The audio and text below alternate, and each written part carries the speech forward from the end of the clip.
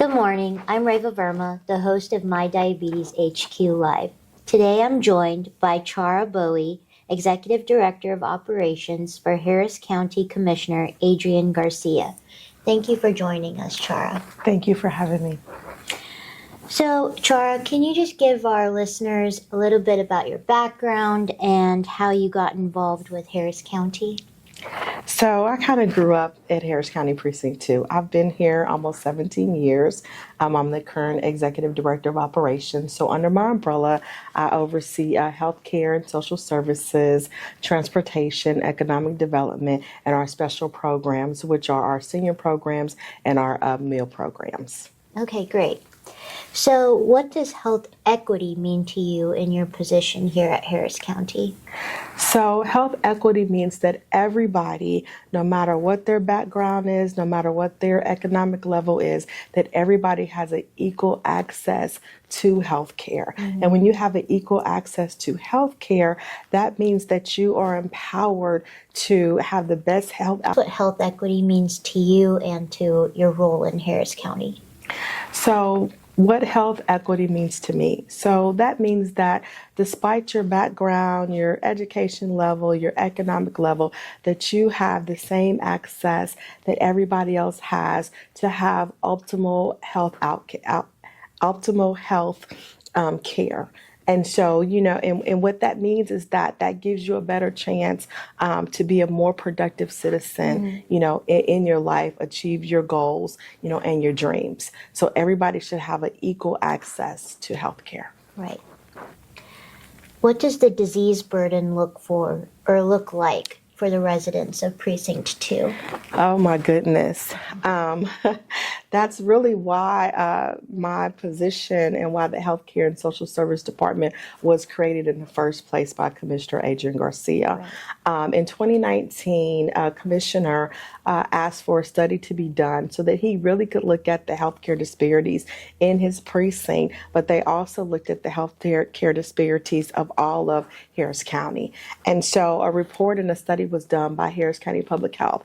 And when that information came back, it showed us that Harris County Precinct 2 has some of the worst health outcomes compared to all of Harris County. We have the highest rate of chronic disease. Mm-hmm. And we know that within that high rate of chronic disease is diabetes.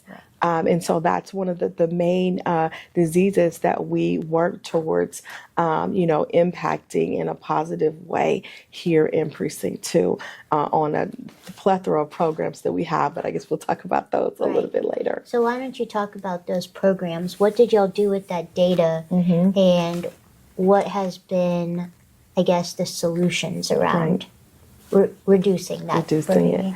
So one of the first things that happened was that Commissioner Adrian Garcia stood up a healthcare and social services department. Okay. No other precinct has that department. And so this was something new and brand new. And he said, I want this department because I want to focus on these healthcare outcomes that we are seeing. And so that was step one. And then step two, and I got the pleasure of leading that department, right? So step two was like, okay, we have this department, we have this data. Now, what are we going to do?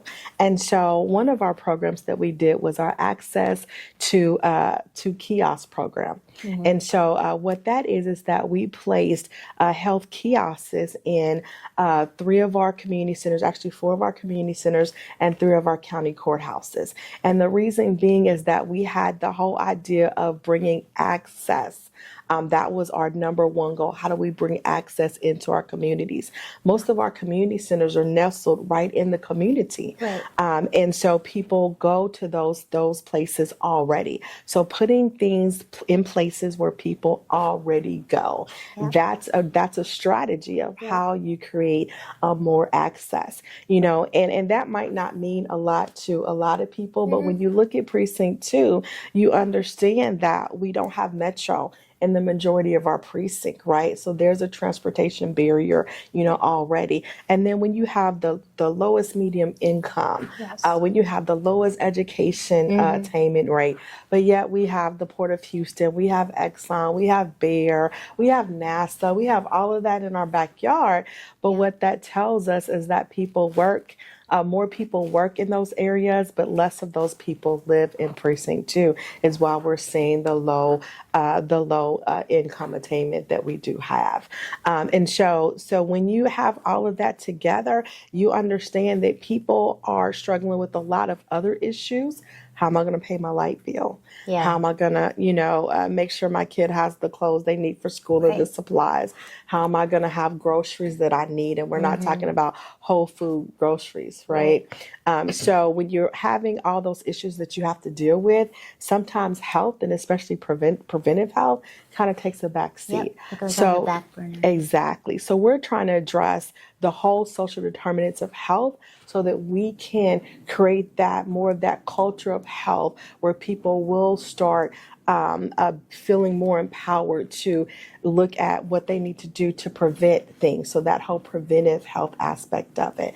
So Access to Health Kiosks was one of our programs. We also have a free physical program. And so this is a partnership with Comprehensive Care Clinic. And so we did that again because we don't have a major hospital in our poorest parts of the precinct.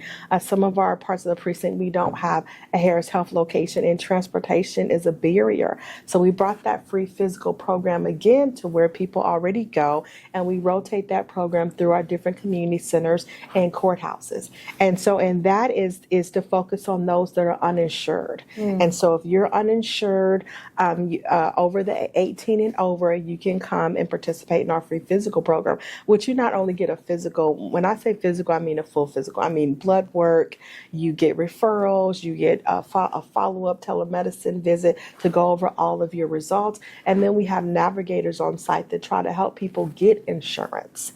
Because remember, Precinct 2 has one of the highest uninsured rates. So we gave you this free physical this year, right? But we also want to see what can we do for you so that it doesn't end with just this free physical, once a year. So that's another one of our programs. Our other program is access to smart pods. So we formed a relationship with Baylor College of Medicine, and we have a total of 3 smart pods in our precinct. We're the only ones in the United States that have these smart pods. And so 2 of them are extra special because they also have what you call a zero negative pressure room. And so this really helped because we were already thinking about this concept. These were going to be our mini clinics, and then COVID hits. Yes. And so that zero negative pressure room really came in handy because that is a room where you can seal off every single thing that's inside that room from everything else. So you can seal off the air. And it's really pretty cool when you close the door and you hear all the little clicks and you know that the air is separating and stuff. It's really cool to check that out. And so that's just some of the programs, that we have. We do a lot of work with Cities for Better Health. And that is our diabetes support groups that we have in our community centers. Those support groups are very helpful because one, people tend to engage more with people that look like them, with people that have a similar story to them, have walked a similar path, and they feel like that person understands. And so having that extra support is just optimal of keeping people focused on the track of making their diabetes a concern. Right? That I need to take care of it. I need to take the medicine. I need to know where my numbers are, every single day. In Precinct 2, we've come across some just horrific stories of people with uncontrolled diabetes, didn't know they even had diabetes.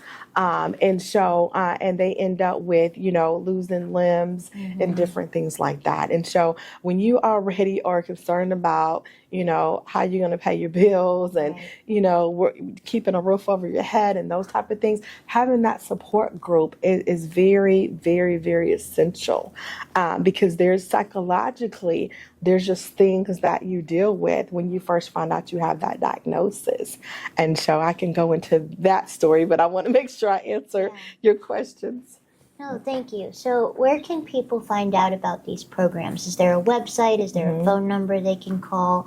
How can they make sure that they're getting in touch with these programs? Yes. So with Precinct 2, our website, and you probably can't see it from the banner, but Harris County Precinct 2's website, pct2.com. And so you can go on that website. We have a plethora of information. That website has a link to what we call our Civic Rec.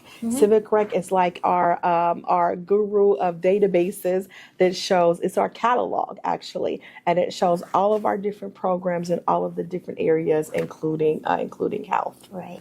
Okay, thank you. So you mentioned, you have a personal connection with diabetes. Do you mind sharing a little bit about that with us? So for me, my journey with diabetes. So most people don't know that I have diabetes. I was diagnosed officially about 4 or so years ago. The interesting thing for me, and I think a lot of people, aren't aware, with my first child, my oldest daughter, I was diagnosed with gestational diabetes. Okay. And so at that point, I was scared to death of needles or anything like that. After you have a couple of kids, you're kind of like, okay, whatever.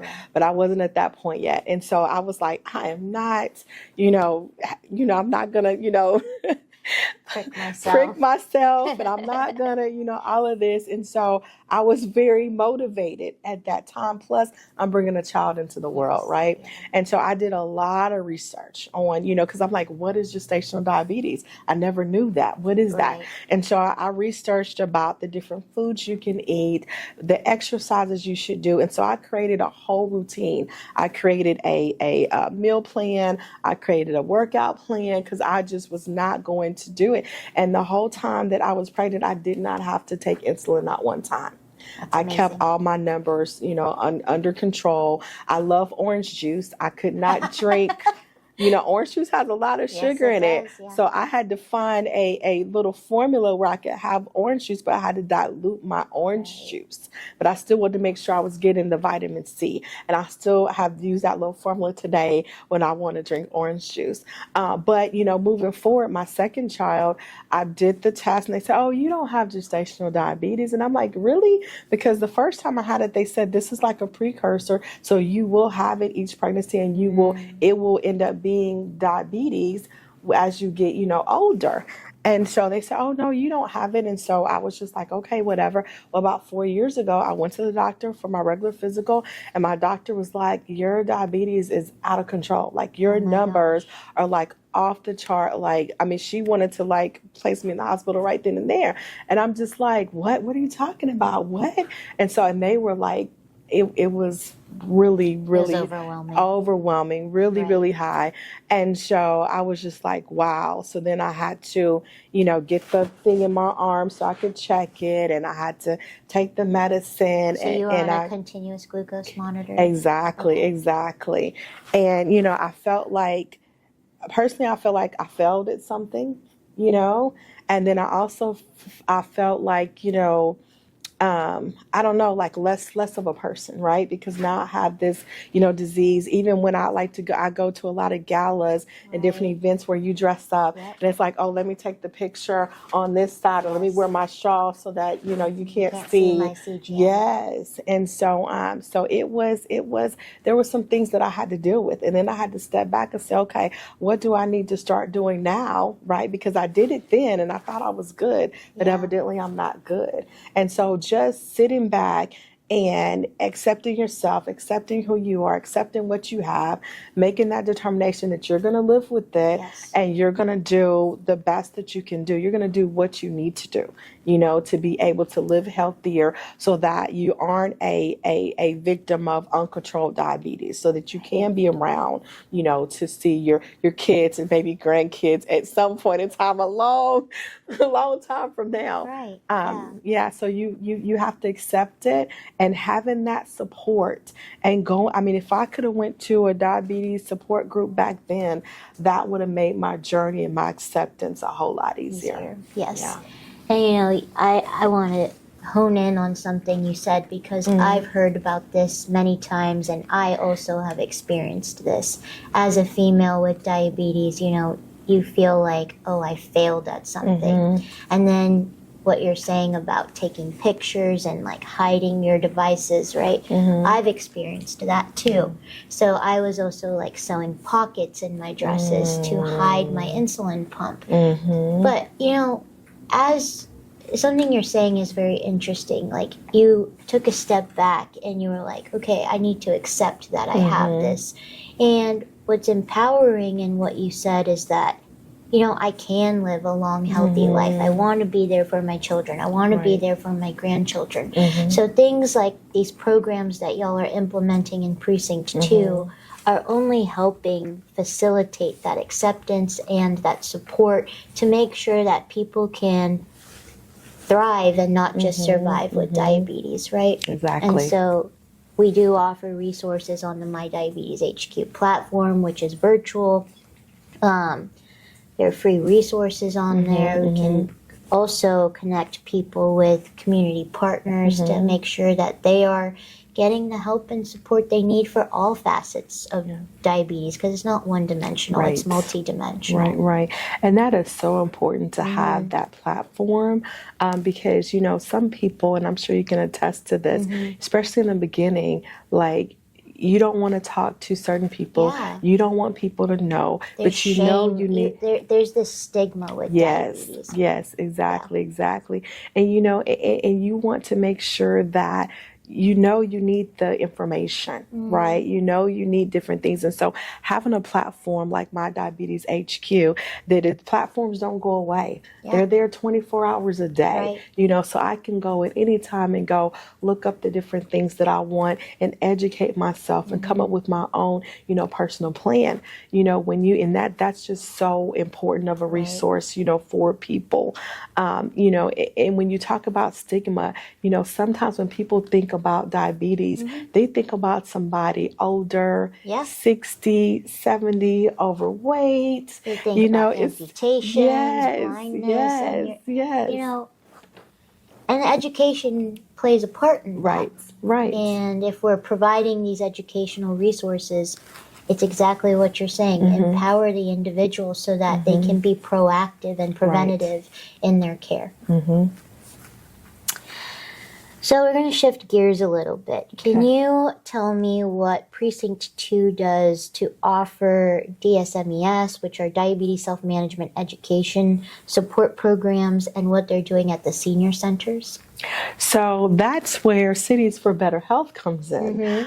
Cities for Better Health is just an amazing partner that comes into, I want to say it's at least 3 of our community centers right now. We expect that to be expanding. But they come in and they offer the support groups, the education, talk to our folks about the My Diabetes HQ platform. And so, you know, with that partnership, that is helping us remove some of that stigma, and that's helping us put those conversations and that education in places where people are already going. And so that program has just been just a really amazing program for us to have, you know, here at Precinct 2. And so we look forward to that partnership really expanding. You said those are in 3 community centers. Do you know which 3 those are? Oh, you would ask me that. Well, we'll get that. Okay. We'll I want to say one of them is Flukinger Community Center, but yeah, we'll get that. Okay. You're looking to add diabetes peer support next. So can you speak to the mental aspect of living with chronic disease and why that's important? Yes, that is really, really important when you think about mental health, you know, and it's how people think and perceive their disease and how they think others perceive them. And that really can be a barrier for somebody really getting the help that they need, you know, or, you know, that could be a plus. It depends on that mental mindset, you know. And for most people, when you find out you have some type of disease, 9 times out of 10, unfortunately, it's a negative thought process before it turns to a positive thought process. Right. And so we have to work with ourselves mentally to mentally get into the space to where we can actually deal with what is happening to us. And that's where peer support is really, really, really helpful because, sometimes, people, they just kind of sense and they kind of just feel something with the individual. And sometimes it takes that one word or that one look or that one smile, to make somebody say, okay, and form that relationship. And then that connection is made.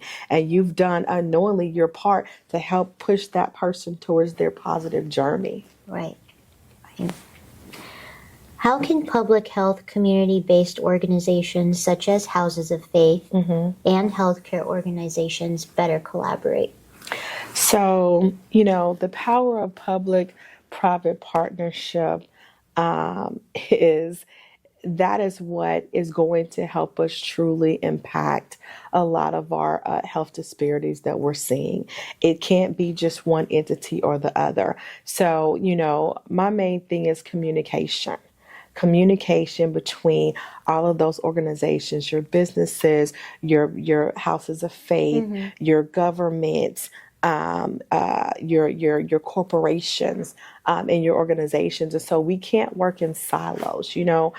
Sometimes I see that down the street, this entity is doing this, and then right down the street, another entity is doing the same thing. Yes. Can we not talk to each other and plan together? And then we can impact, even more. So when I think about businesses, businesses have workers. Businesses run because of people like you and I, right? And people like you and I, we have health issues. So they should be at the table as well. What can I do? How can I bring or engage in peer support or cities for better health for my employees?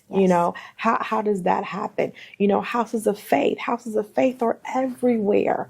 And so that's another piece. Organizations, we are everywhere. We make up this city. And so when we're looking at maybe, say, doing something in the Aldine area, bringing all of our stakeholders together and saying, hey, these are the statistics on diabetes. Texas has like the worst statistics as far as diabetes, not to even mention Houston itself, right? And so and these stats continue to go up, and that's with pre-diabetes and diabetes. So this is something that's going to impact all of us, right? And then at the bottom line, when it impacts all of us, then it impacts what? Our pocketbooks, our economic development. And so it benefits all of us to come together and say, okay, these are some strategies or these are some programs or initiatives we're going to put in place. And I want you to make sure that your workers and stuff know about it and they're able to take part. I want to make sure that the church members know about it and they're able to take part. I want to make sure that organizations know about it and they can take part. Businesses can back us and take part.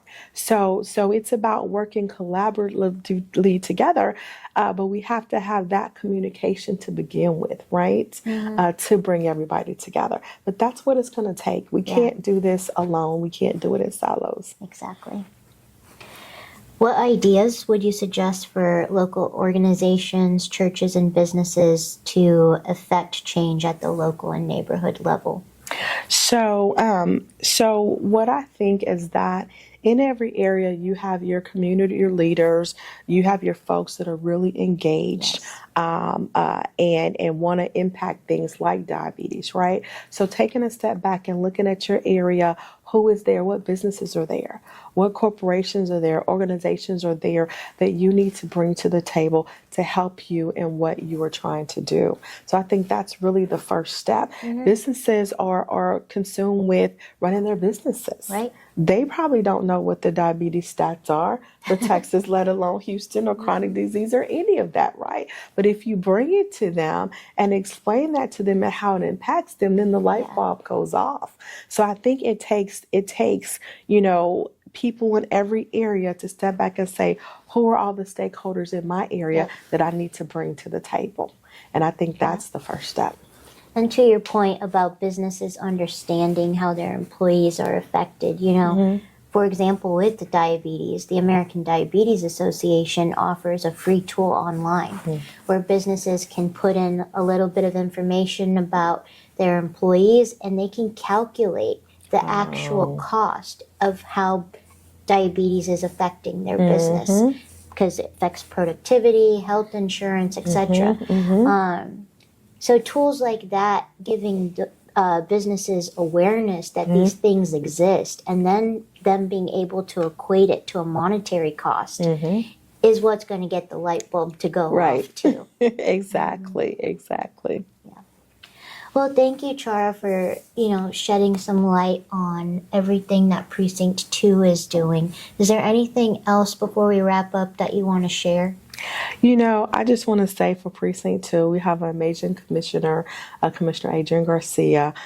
He is the champion of health, from day one. And so without his amazing work and support and, all his ideas, I come up with ideas a lot, and commissioners never said no to any one of my ideas. Yeah. But if I think I can come up with ideas, you should hear Commissioner, because he has this phrase. I probably can't say it on camera about his wild blank ideas, but he comes up with them, and it's all about, in order to really impact our community and make it a better place, with one of his initiatives, Revive to Thrive, that we can't do it with the same traditional ideas. No. We have to be innovative, and we have to come up with those wild blank ideas that he comes up with consistently. That's amazing. Thank you so much. Thank you to our viewers for tuning in today. We'll be back in the next episode soon. Thank you for joining us. Thank you. Okay. Thank you. I know I was kind of rusty in the beginning. What's going on? I just turned what? No, don't say that to me.